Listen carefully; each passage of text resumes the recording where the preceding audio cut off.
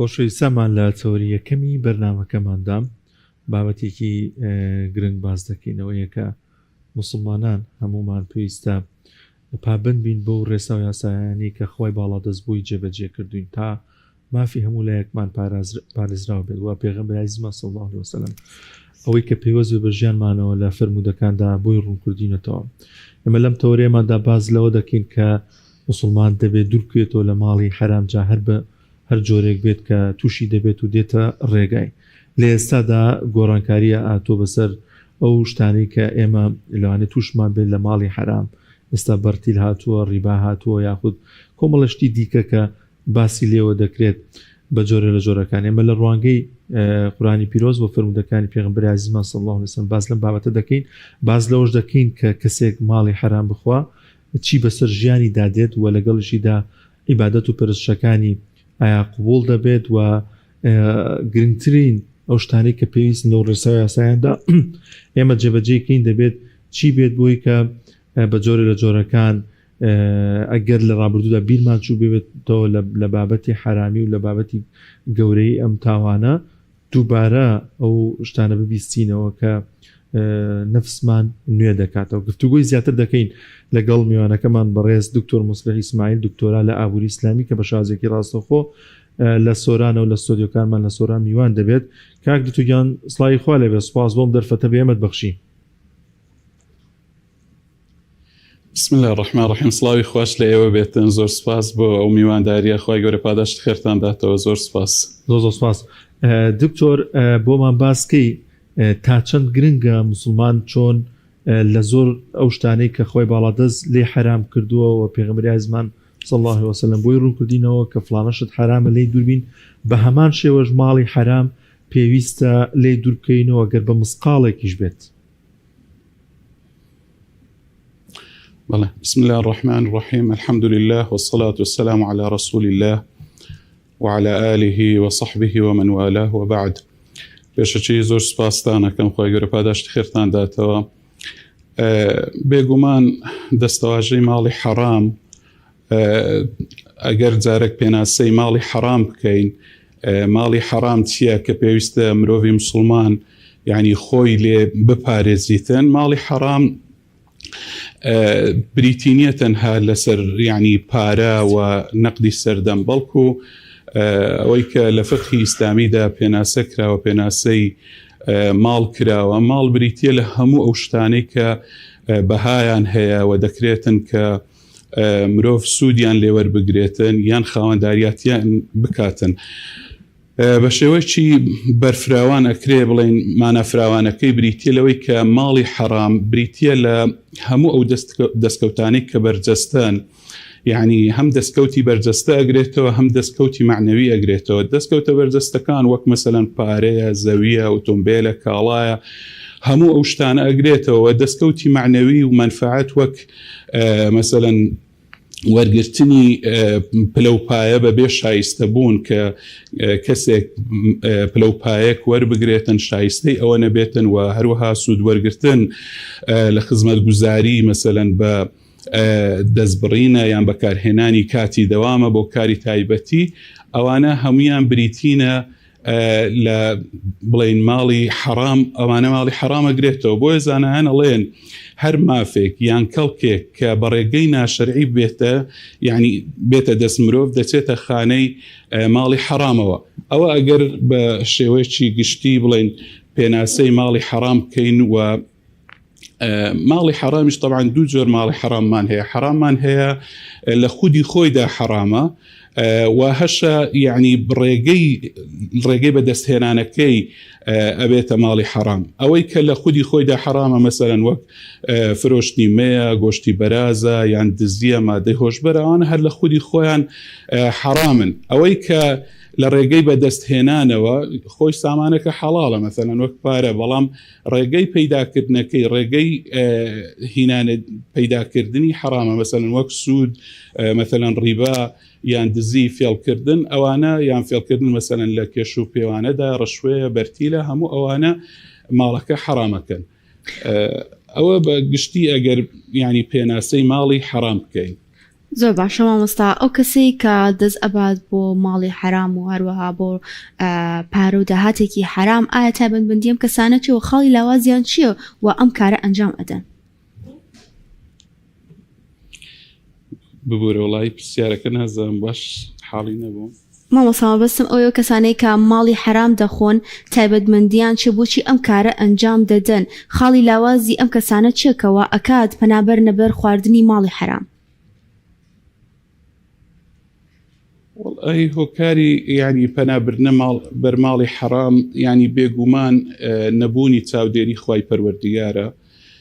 هۆکاری سەرچیان ئەمەیە کە ئینسان کاتێک کە هەست بە ڕقابەی خوای پەروەردیگار بکاتن، هەست بە چاودێری خوای پەروەردیگار بکاتن، مرۆڤ هەرگیز ناتوانێتن دەست بۆ حرام باتن. بەڵام کاتێک کە باوەڕ و ئیمان لاواز بێتن، باوەڕ بە زیندووبوونەوە و بە خوا و کە کامیڕەیەکی چاودێری ئیلاهی بەردەوام بەسەر مرۆڤەوە هەیە، مرۆڤ ینی باوەڕ و ئیمانی بەمە هەبێتن، بێگومان دەست بۆ ماڵی حرام ناباتن. بەڵام کە کاتێک واعیزی ئاینیەکە واعیزی ئیمانەکە لاوازە بێتن، ئیمانی مرۆڤ لاوازە بێتن، بەرەوکزی ئەچێتن، هەست بە ڕقابەی پەروەردیگار ناکاتن، هەست بە چاودێری خوای پەروەردیگار ناکاتن، بێگومان ئەو کاتە مرۆڤ دەست بۆ ماڵی حرامە باتن، ئەو کاتە خەم و هەمووی ئەوە ئەبێتن کە بریتی بێتن لە پارەکۆکردنەوە بە هەر ڕێگایەک هەبیتن.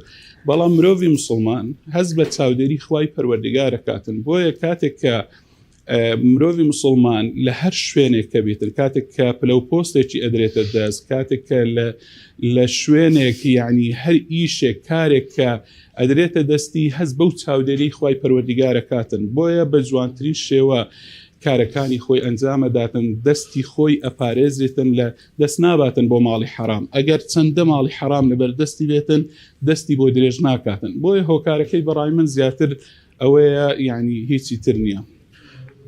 مامۆستا ماڵی حرام تا چەند کاریگەری ئەبێتە سەر ژیانمان بە گشتی پەروەردەی منداڵ لەسەر خێزان لەسەر ئەو ماڵەی کە بە حرام دەستی کەوتووە ئایا تاسەر ئەمێنێتەوە؟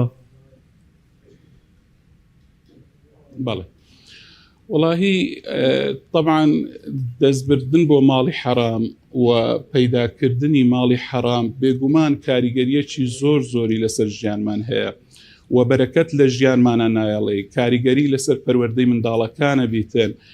بێگومان یعنی ئیمامی غەزالی ئەفەرمێ هەر پەیداکردنی هەر پاروێکی حەڵاڵ عەفوان حرام کاتێک کە تو بە منداڵەکانت ئەدەی، یعنی منداڵ ئارامی لە ماڵەوە ناهێڵیتن، وا لە ماڵەوە ئەکاتن ینی پشێوی دروستە بێتن، وایان لێ ئەکاتن کە ئەو ماڵەوەکو گوتم بەرەکەتی تێدا ناهێڵێ و زۆرێک لە ماڵەکان ئەمڕۆ کە ئەبینی ئاژاوە کێشە و مەشاکری زۆری تێدایە، باوەڕ کە زۆری یعنی هۆکاری دەستبردنە بۆ ماڵی حرام. بەرەکەتیش یعنی ئەوەیە کە بەرەکەت بریتی نییە لە ژمارە، یعنی بەرەکەت زۆر جاران ڕاستە کەسەکە مەسەلەن پارێکی زۆر لەوانەیە لە ڕێگای حرام بەدەست بێنیتن، بەڵام بەرەکەتی تێدا نامینی. بەرەکەت ئەوەیە کە سوودی لێوەرناگریتن، لەو یعنی کەڵکی نابێتن، سوودی پێناگەینیتن لەو ماڵی کە بەدەستی هێناوە. بۆیە کاتێک کە بەرەکەت نامینێتن، هەر ئەو ماڵی حرام لەوانێت تووشی ئافاتی زۆر گەورە بێتن، لەوانێت تووشی نەخۆشی زۆر گەورە بێتن، وەکو چۆن کوردەواری ئەڵێتن ماڵی با ئەڕواتن، جارێکی تر ئەو ماڵە یعنی ئەڕواتەوە لە دەستی نامێنێتن، کە بەرەکەت نەما لە ژیاندا، کە بەرەکەت نەما لە ماڵدا، یعنی ئیدی سوود و کەڵکێکی وای لێوەرناگریتن. بۆیە پەروەردەی منداڵەکان یعنی بەڕاستی کە یەکێک لە هۆکارەکان کە یعنی ئیسلام زۆر جەختی لەسەر ئەوە کردیتەوە کە بە تایبەتی باوکان دەبێ خۆیان بپارێزن یعنی لە بەدەستهێنانی ماڵی حرام. هەر پاروێک ئەگەر بێت و حرام بێتن پەیدای بکەن، بینن بۆ منداڵەکانیان بە ئەوە بزانن کە ئەو منداڵانە ئامادەیانەکەن بۆ ئاگر، یعنی باوانە زانن کەوا لە هەژاریان ڕزگارەکەن بە بەدەستهێنانی ئەو پارو حرامە، بەڵکو بە پێچەوانەوە منداڵەکانی خۆیان ئامادە ئەکەن بۆ ئاگری دۆزە خوای گەورە پەنامان بداتن. بۆیە کاریگەری زۆری هەیە بێگومان لەسەر پەروەردەی منداڵەکان و پەروەردەی منداڵەکە وەکو گوتم بەرەو لاڕێی ئەڕۆن بە ماڵی حرام. زۆر باشە مامۆستا کەسێک کە دەست ئەبات بۆ ماڵی حرام و هەروەها مامەڵە و کڕین و فرۆشتنی حرام ئەمە سزاکەی چییە؟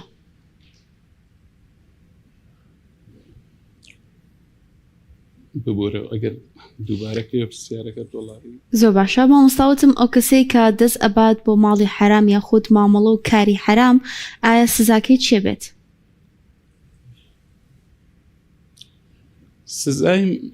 سزاکەی بێگومان ینی سزای ماڵی حرام کەسێک کە ماڵی حرام بەدەستبێنێتن ینی پێغەمبەری خوا عەلەیهی سەڵات وسەلام لە فەرمودەیەکە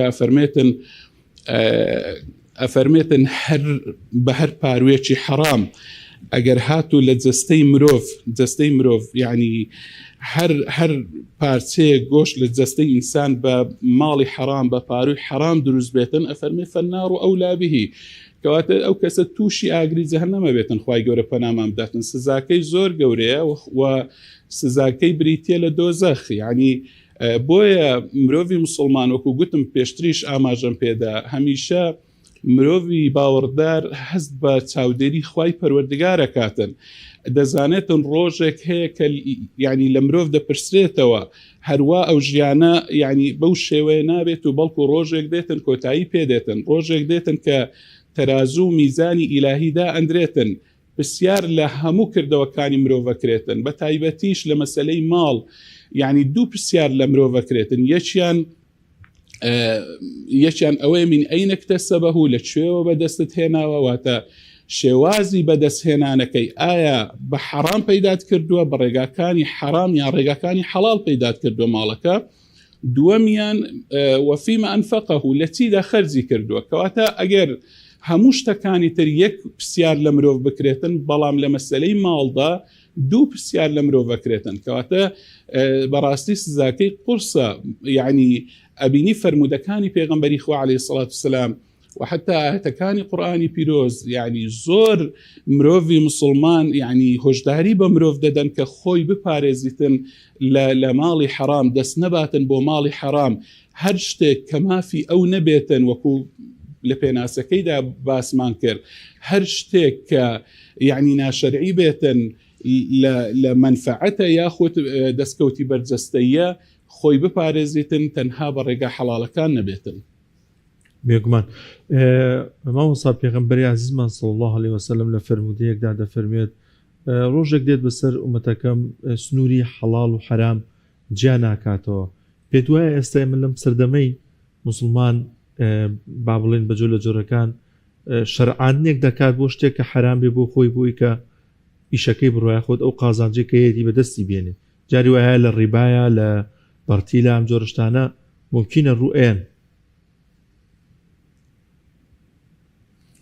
وڵا بەداخەوە یعنی بەداخەوە زۆربەی زۆری مسلمانی ئەمڕۆ بەڕاستی لە مەسلەی بەدەستهێنانی پارەدا پرسیاری حەڵاڵ و حەرام ناکاتن بەداخەوە وەکو فەرمودەی کە جەنابەت باست کرد کە یعنی بەڕاستی زۆرێک لە زانایان وەکو شێخ ئەلبانیش دەفەرمێتن ئێمە یعنی لەو سەردەمە بەڕاستی یعنی تێکەوتوین گەیشتوینەتە ئەو سەردەمە یعنی خەڵک دەبینی زۆر بە کەمی پرسیار لە مەسلەی پارەدا زۆر بە کەمی ئەگەر ناڵم یعنی هەموو خەڵکی مسلمان و ملتەزیم و پابندیش هەیە بەڵام زۆرینەی پرسیار لە مەسلەی حەڵاڵ و حەرام ناکاتن پرسیار لەوە ناکاتن کە شێوازەکانی بەکارهێنا بە تایبەتیش سەردەمی ئەمڕۆمان یعنی باوەڕ کە ڕێگاکانی بەدەستهێنانی پارە یعنی ئەوەندە حەرامی تێکەوتووە ئەوەندە حەرامی تێکەوتووە یعنی بەداخەوە خەڵک خۆی ناپارێزیتن یعنی بە تایبەتیش ئەوەی ئێستا کە لە ڕێگای مەسەلەن کڕین و فرۆشتنی زۆربەی کە لە ڕێی ئۆنلاین و ئەوانەوە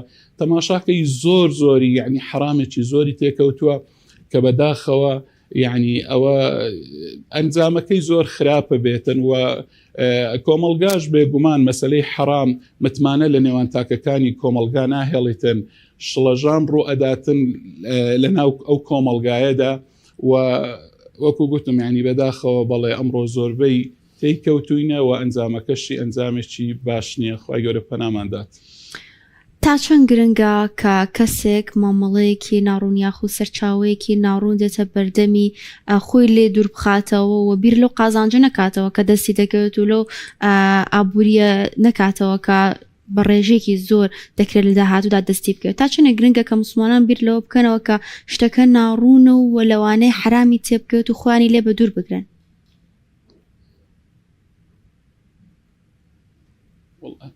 هەرچەندە پرسیارەکە نازام لە ئاخیرەکەی زیاترەوەندە تێگەیشتم تا چەند گرنگە مرۆڤ خۆی لە مامەڵەی حرامەوە بە دوور بگریتن ئەگەر نازام وا بوو مامۆستا بەبەستم ئەوە بوو کە ئایا تا چەنە گرنگە مسلمانان خۆیان لە مامەڵەیەک یاخود لە سەرچاوەیەک بە دوور بگرن کە ناڕوونە و بابەتەکان بە جوانی شی ناکاتەوە.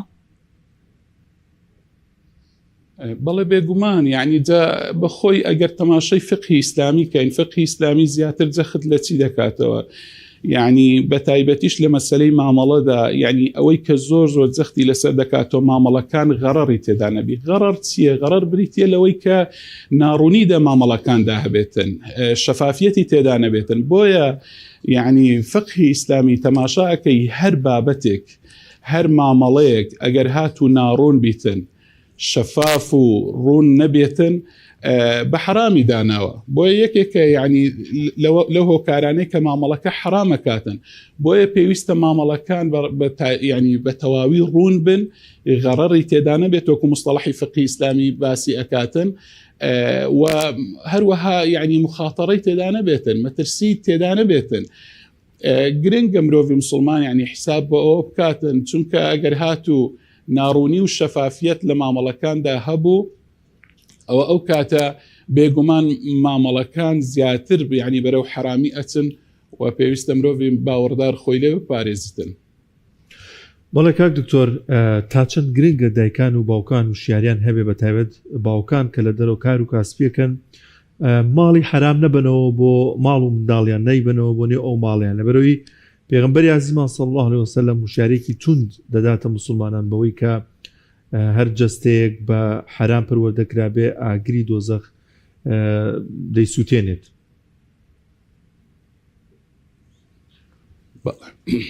پێشتریش ینی ئاماژم بەوەدا کە بەڕاستی ینی هەر پارچەیەک لە لەشی مرۆڤ بە حرام پەروەردەبێتن ئاگر یعنی ئاگری دۆزەخ ئەولاترە بەو پارچە گۆشتەیە لە جەستەی مرۆڤ.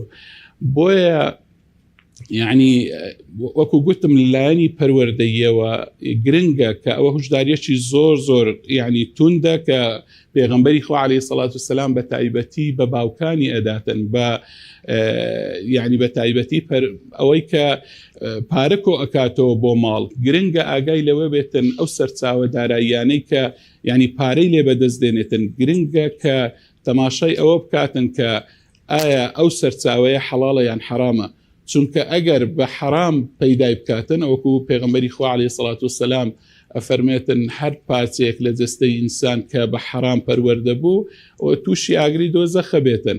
بەڵێ گرنگە و ضرورە مرۆڤی باوەڕدار یعنی ڕەچاوی ئەوە بکاتن و خۆی بپارێزی هەر خۆی و ماڵ و منداڵیشی ئەگەر نا با ئەوە بزانیتن تەنها لە هەژاری ڕزگاریان ناکاتن بەڵکو ئامادەکاریانەکە ئامادەی ئەو منداڵانە ئەکاتن خوای گەورە پەنامان داتن بۆ ئاگری دۆزەخ.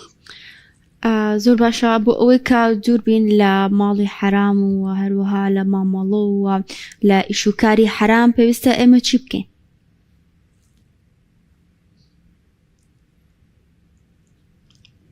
بۆ خۆپاراستن لە ماڵی حرام بێگومان مرۆڤی باوەڕدار دەبێت تەماشە بکاتن یعنی ئەگەر بمانەوێتن بزانین داخوا ئەو مامەڵەی کە ئەیکەین حرامە یان حرام نییە سەرەتا پێویستە بزانین ئەو ئیشەی کە ئەیکەین بەرامبەر خزمەت گوزاریە یان نا.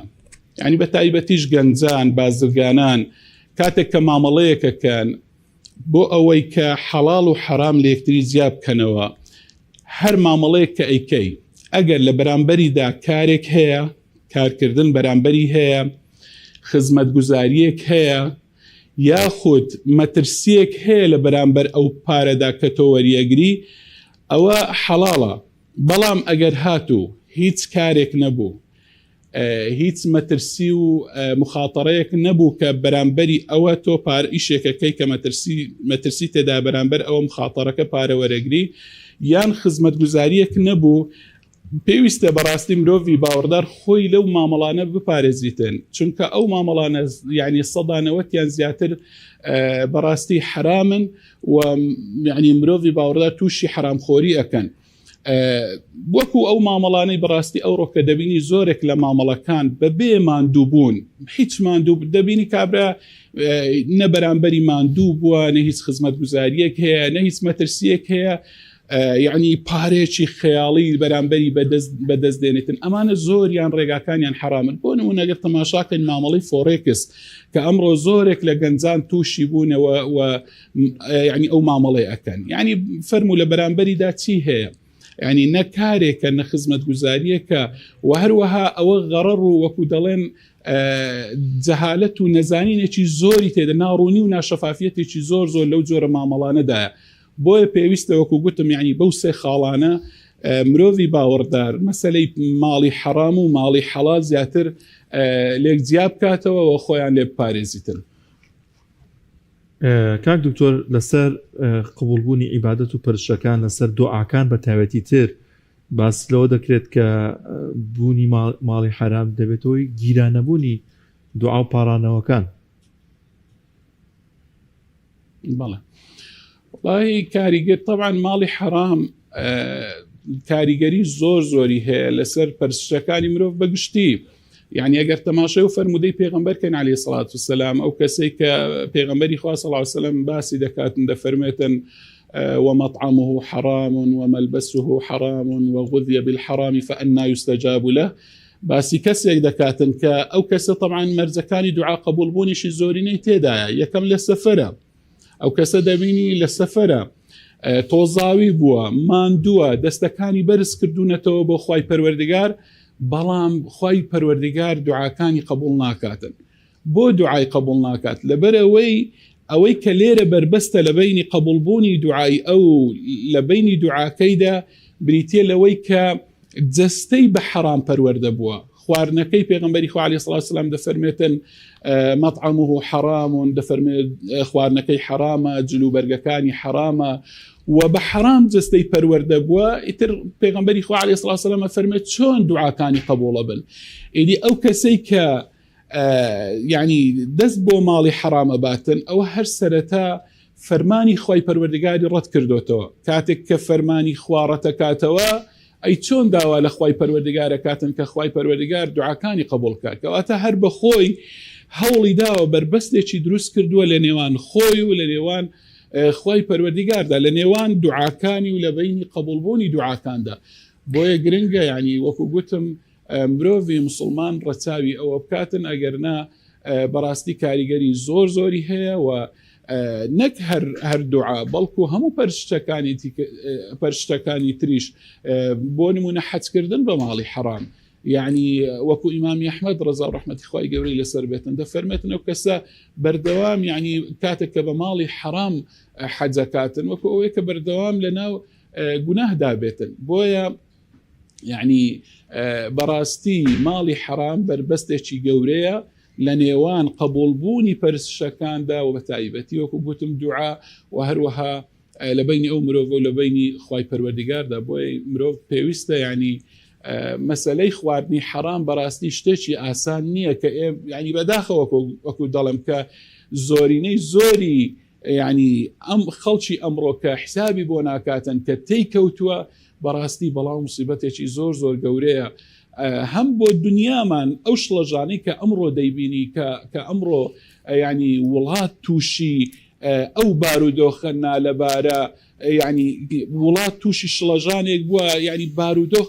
لەمڕۆ سەختتر و قورستر پەیدا نەبووە. هەمووی هۆکارەکەی ئەگەر تەماشاکەی بۆچی دەگەڕێتەوە. زۆربەی زۆری خواردنی حرامە، دەست بەسەرداگرتنی ماڵی خەڵکە. بۆیە یعنی ئەگەر وەکو پێشتر پێناسەی ماڵی حرامم کرد هەر بریتی نییە لە پارە، یعنی شایستە نەبوونی پلە و پایە کاتێک کە کەسێک لە پلە و پۆستێکدا ئەو پلە و پۆستە کە شایستە نییە بەو و دەستی بەسەرداگرتووە و بێگومان دەبینی زەرەر و زیانێکی زۆر ئەو کەسە بە کۆمەلگا دەگەینیتن کۆمەلگا تووشی ماڵوێرانی دەکاتن بۆیە بەڕاستی زەرەر و زیانەکانی ماڵی حەرام ئاسان نین یعنی زۆر گەورن و کاریگەریەکانی زۆر گەورن لەسەر کۆمەلگا کاریگەری وا لە کۆمەلگا دەکاتن کۆمەلگا بەرەو نەهامەتی بەرەو سەختی ژیان بەرەو ناڕەحەتی دەباتن.